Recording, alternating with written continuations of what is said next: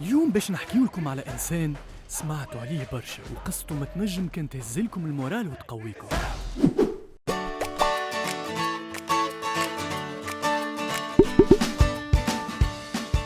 مايكل فيلبس أسطورة السباحة في العالم.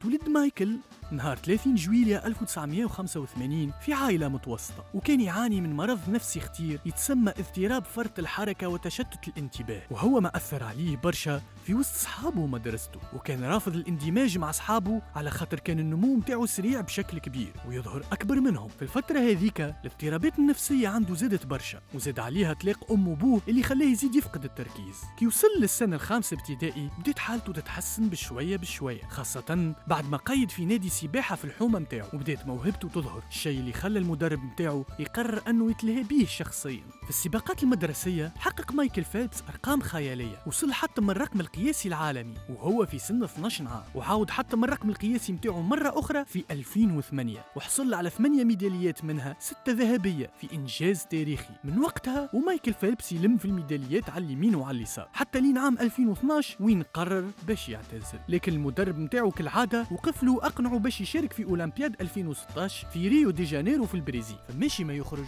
من المشاكل النفسية اللي يعاني منها ويرجع للرياضة. يعمل هكا ويتأهل مايكل للأولمبياد، ولا أول رياضي أمريكي يشارك في 5 دورات أولمبية متتالية، ويكون عن جدارة أعظم رياضي في التاريخ وهو في عمر 31 سنة. مايكل فيلبس تحدى المرض وتحدى ظروف عائلته، وصل للقمة وسجل اسمه في تاريخ الرياضة العالمية. مايكل إنسان لحم ودم ولد 9 شهور وما يزيد عليكم حتى شيء، وكما شد صحيح باش يوصل انت زادت نجم تكبش وتوصل، أصنع ديما من الضعف قوة وشد صحيح في أحلامك.